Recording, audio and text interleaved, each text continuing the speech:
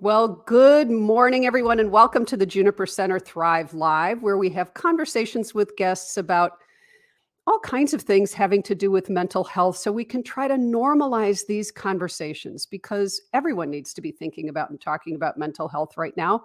We have a mental health crisis going on, and we need to be talking about all of these issues to make it normal for people to be able to come for help, to talk about it, to get what they need. So, today's show explores the power of hope in the face of living with a chronic or even a terminal illness. Just what an amazing topic. And I'm so grateful for today's guest. Today, we're going to have Lindsay McDonell. So, welcome, Lindsay. She is a speaker, sought after cancer coach, and celebrated author. Lindsay shares the secrets of how to regain your power and use your curiosity to put fear on the side and maximize your chance of surviving when faced with a cancer diagnosis. How amazing is that? Lindsay is project lead certified with National Breast Cancer for Healing in the Arts, a You Can Thrive coach, and a Cancer Choices guide. She's also an 8-year thriver, yay, with metastatic breast cancer and chronic myeloid leukemia. Using her own story as a framework, Lindsay McDonell shares the lessons she learned during her cancer journey, paired with a wealth of universal tips and resources. So glad to have you here. Welcome, Lindsay, and welcome everyone to the Juniper Center Thrive Live.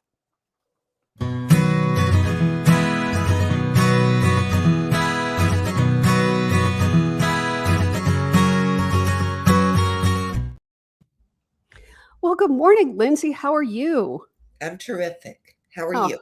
I am well. Thank you. I'm so glad to have you here, and I'm glad you're terrific. So, folks, if you are here, please don't hesitate to let us know that you are. We have a lot of folks who watch afterwards, but if you're here, we'd love to know about it.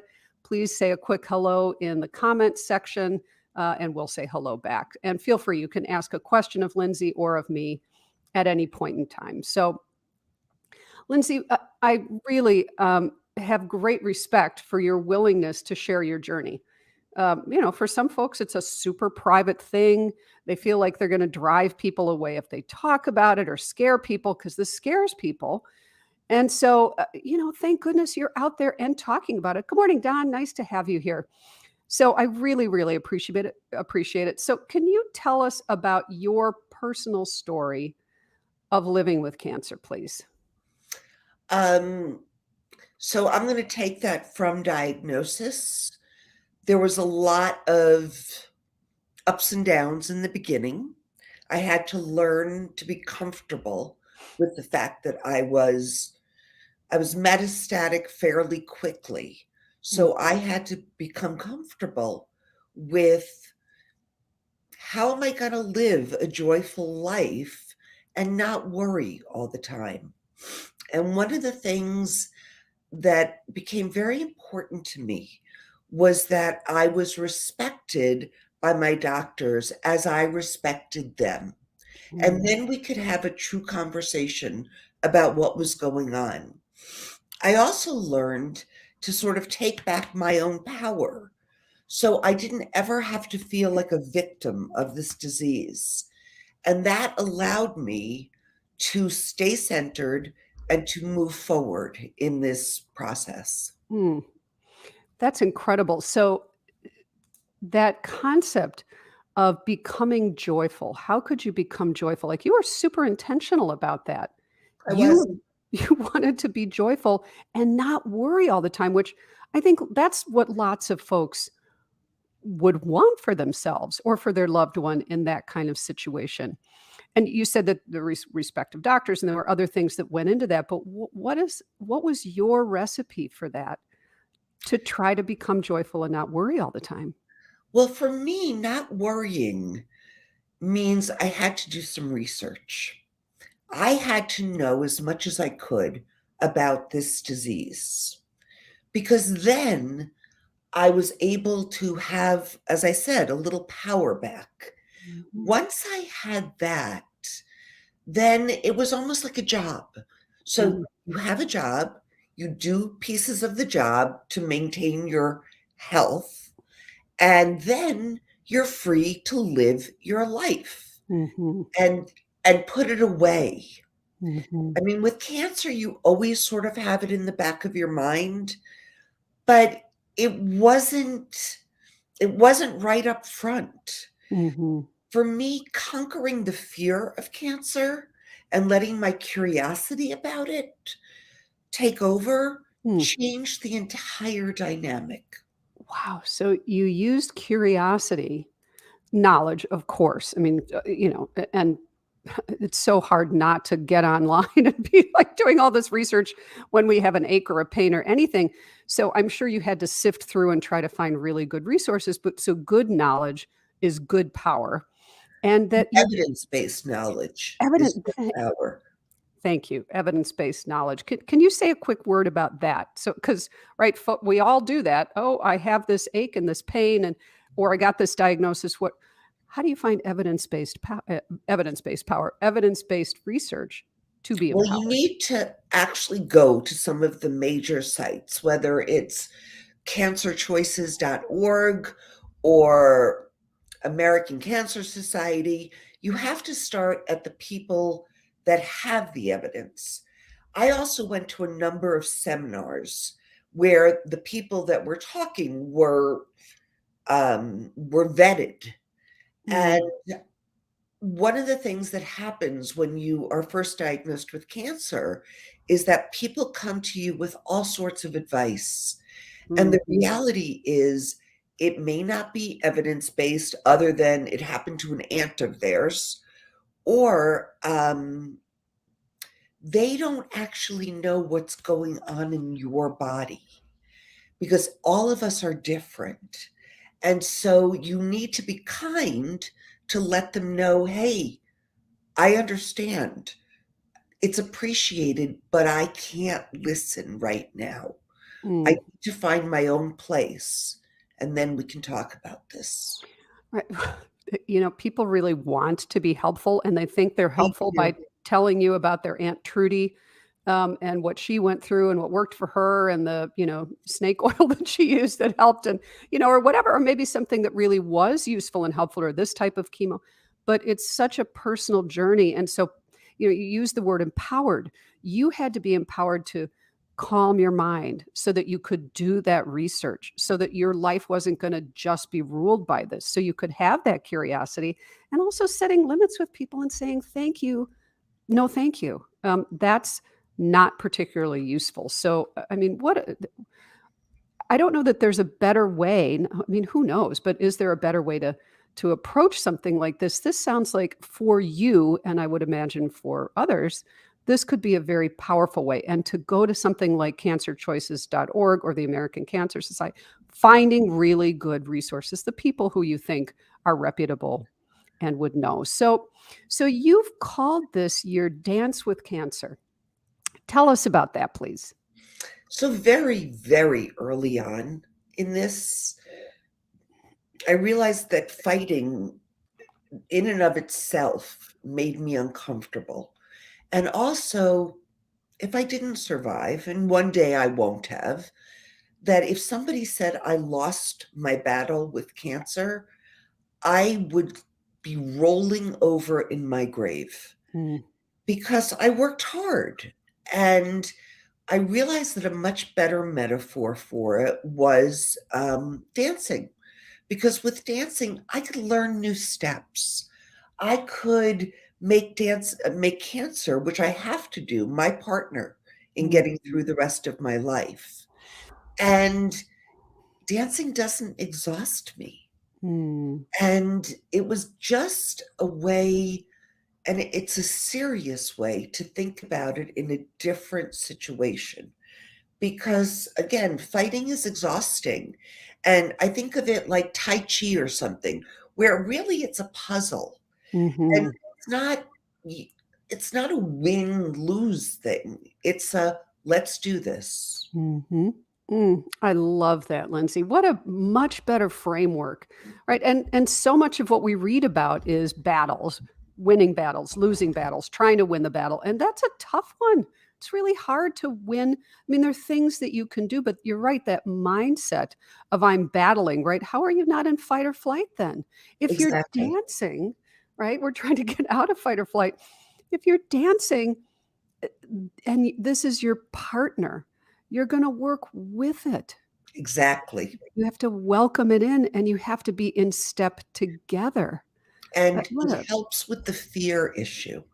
I Because would when you're imagine. dancing with your partner, you're not as much in fear, and Mhm. fear will crush you. It will put you in victim mode. It will put you in stress, which is the worst thing you can do with cancer.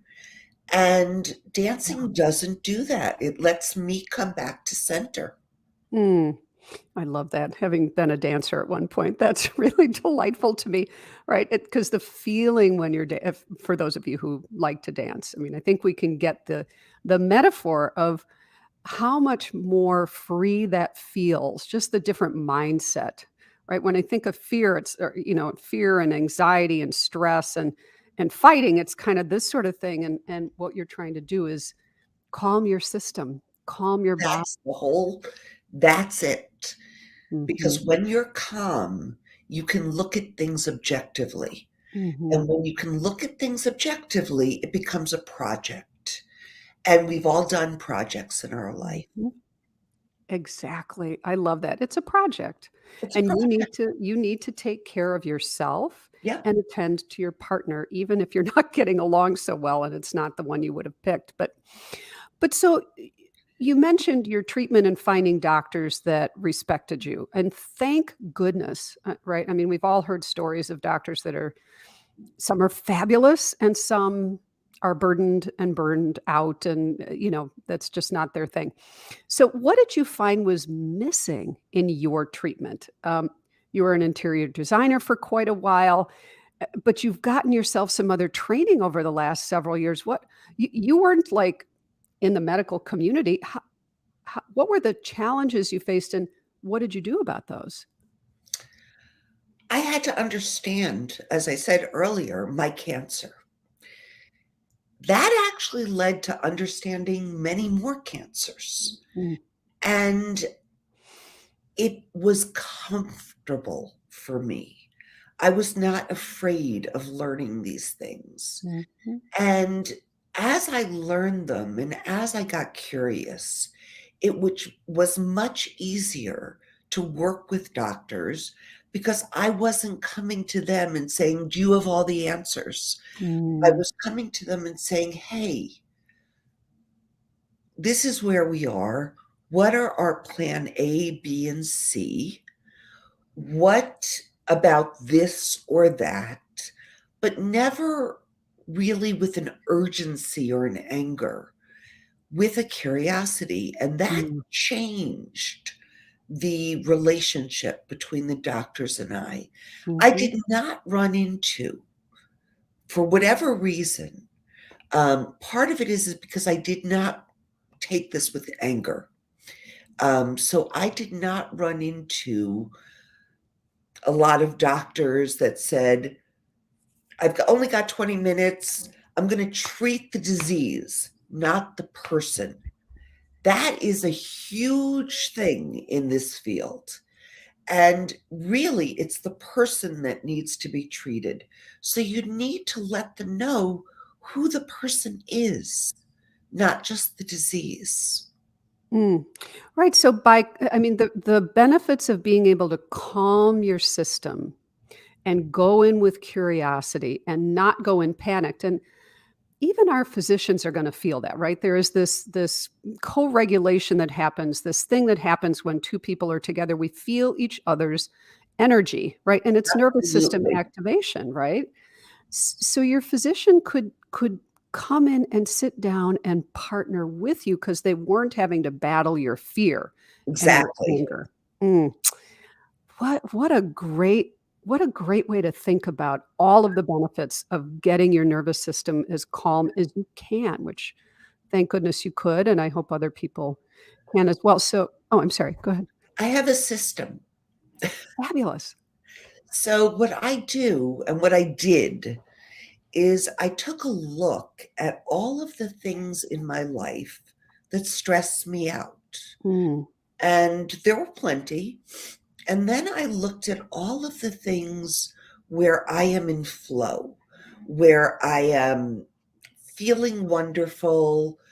I am calm. And I made a list, like pros and cons. Mhm. And I Love it. realized I needed to get rid of a lot of the things that stressed me out. And I needed to bulk up on the things that nourished me. And when I realized that, it was much easier for me to get rid of the things that stressed me out. And that Mm. included some people, which Mm. is not easy to do. Um, I was an interior designer. I made sure there was my space is sacred to me, Mm. and I made sure it was, so that when I was there, everything about it nourished me and Mm. calmed me down.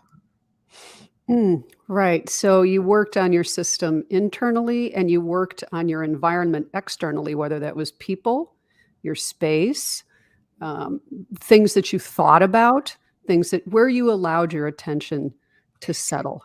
And allowed, that's an excellent word, because Mhm. what happens is, as a society, we are a doing society. I gotta go do this, I gotta go do that, I gotta go do this. When you're diagnosed with cancer, you one of the biggest things that you can understand is that this is your time. This is not, you need to do Mhm. this, you need to feel bad if you didn't get it done. You really need to take the time and say, "This is my time, and in order for me to heal well, I have to calm it down and accept that this is what I need." Not only accept, but respect that this is what I need, and Mhm. know that it's really okay. It may take some explaining, but it's really okay Mm. and Yeah, necessary. and exactly, and essential, right, for your recovery and quite literally your survival to be able to Exactly. do that. Yeah, I love Very that. hard for people to grasp that concept. Yes, it is. It is hard for people to understand that, and I'm sure you've run into that. And you coach folks, I do. and so would you call yourself a cancer coach? Yes. Yeah. So tell us a little bit about that. What do you do as a cancer coach? How would people find you? So what I do, I get people from diagnosis or when they have no more options, when there's no more chemo for them, when they're essentially have been told, and I hate being told something like this, get your stuff in order. Because first of all, the doctors do not know when this is going to be over. Mhm. So I ended up overseas for a lot of my treatment. I ended up in Chicago for some of my treatment. I had to learn to put together a team so that if something was said to me, a diagnosis or a reoccurrence, I could check with a number of people. Mhm. Um, we also talk about death because having power over your own death can really make it a better it takes away some of the fear. Again, Mm.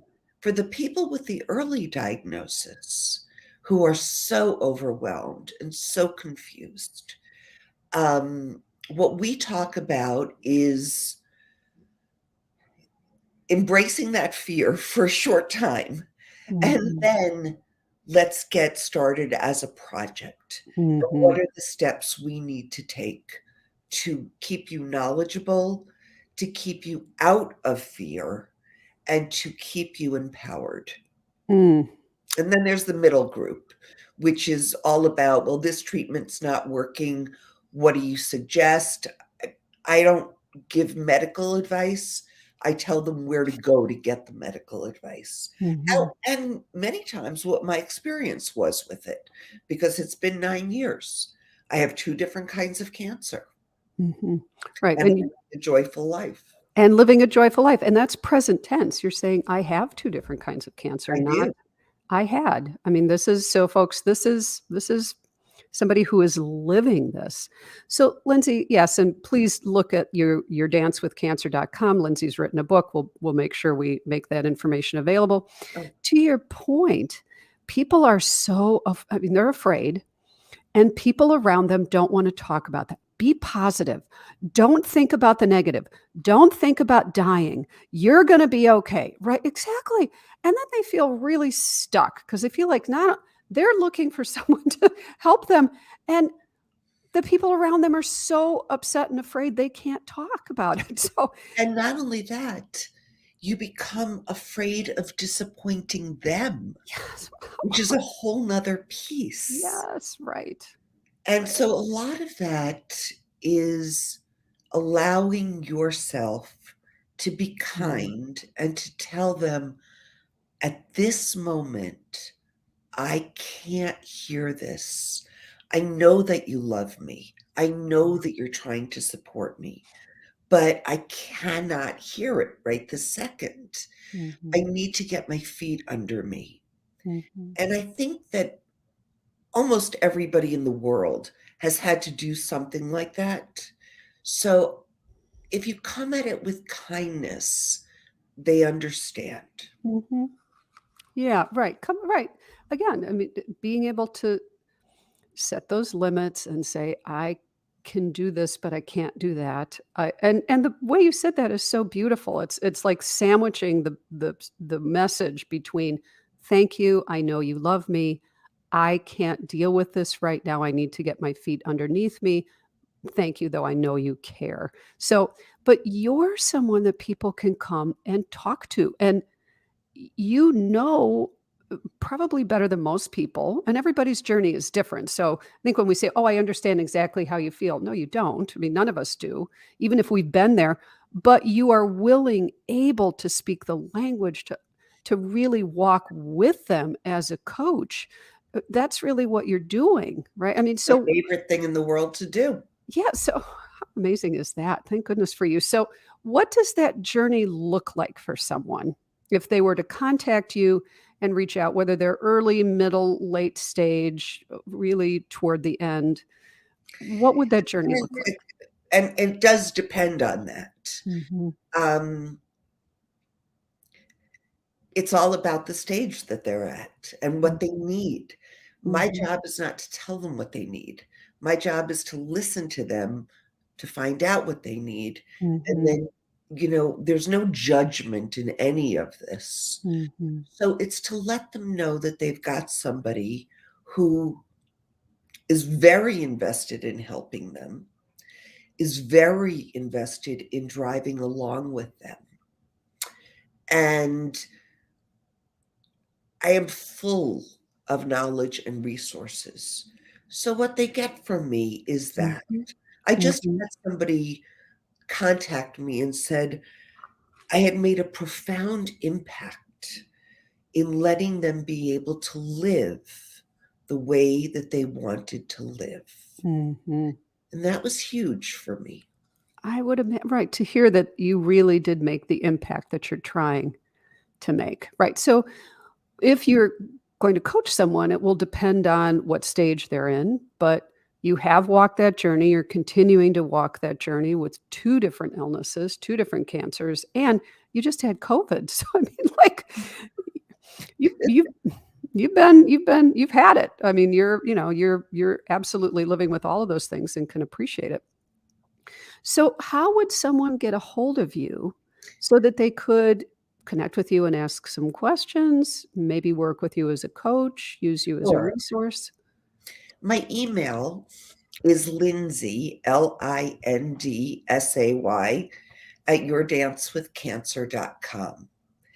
That information is in my book. Yeah, tell us about your My book. book How lovely. Yes, that's congratulations, by the way. Tell us about the book too. The book is 100 pages of my story, but that's only because it was a vehicle to tell people what I did and what Yep. I learned. Mhm. And then it's 150 pages of tips and resources, Mm, including the last section, which is 7 healing practices that everybody can do if they want mm, to. That is taking care of themselves, self-care, exercise, nutrition. There's all different ways to do it. mm. How wonderful. Yeah, you're so generous with your story and with information. So, folks, please go get the book, Your Dance with Cancer. Again, it's you can get it on Amazon, folks. It's pretty easy. And also for people who perhaps are caregivers. Do you ever work with caregivers as well? I work probably a quarter of the time with caregivers. Okay. Because the cancer patient already feels overwhelmed and they're not ready to talk to somebody else. But the Mhm. caregivers, they need to understand actually what's really going on. And then I provide them with directions that they can go or that how they can support the people that they are taking care of. I love that because caregivers want or care friends, so we'll call a caregiver someone who is trying to help and is actually showing up, not, "Hey, call me if you need anything." Those are the people who are saying, "I want to be here for you. I have no idea what to do and I'm scared to death." But if someone really is involved in someone's life, the cancer patient can't necessarily be the person to educate them. They're too overwhelmed. They don't know. They're having a hard enough time, getting their feet under them. They can't tell you how to get your feet under you. So this would be a great resource too. You can help people understand how do you genuinely caringly support someone. So through your website, through your book, these are ways they can find some of these things, but how do you really care for someone so they can get information from you? They can ask their questions of you because they're also scared. They're Absolutely. right? And that is the whole it's so much of the purpose of this Mm, to take down the fear yeah. and so that they can take a breath Yeah, yeah. and then start to use their hearts Mhm, instead of their heads so much mhm. to try and help whoever they're working with. Right, right, and not have their own nervous systems be overriding their good intentions because they're anxious. And I want to give one tip real quick. Please do. Um, Even if you're scared to talk to the patient, which a lot of people are, they don't want to say the wrong thing. What the patient wants is really for you to just be there and Mm, listen. mhm, You don't have to do anything else. You don't mhm, have to make suggestions. You don't have to tell them to stay positive. You just need to be there with your heart. mhm. And that changes the relationship immediately. 100%, Lindsay. I love that. To your point, we are such a doing culture. We want to do something, but we just need to be with them. Just let them talk. You don't have to have answers. You don't have to have sage advice. Open your heart. Just be there. Susan, thank you for your comment. Yes, this is a wonderful conversation, and I'm glad that the metaphor really is helpful for you. All of this information, Lindsay, is so helpful. I really, really appreciate you taking time out to be with us. And I wish you all the best, obviously, in your dance. Thank you. Have a wonderful, wonderful weekend, everyone. Thank you so much for joining us. Lindsay, perhaps we'll have you come back at some point just to check in, see if there's other things that people might be wanting to know. I think you'd be an amazing resource for them. My pleasure. Thank you so much. And thank you everyone for joining us today. This is the Juniper Center Thrive Live. Say that 5 times fast. I'm Dr. Margot Jacot, the owner and director of the Juniper Center. Thank you so much for joining us today. Fully thank you for your comment too. Thank you for those of you who are here live and those of you who watch later. Please stay connected. Be well, everyone.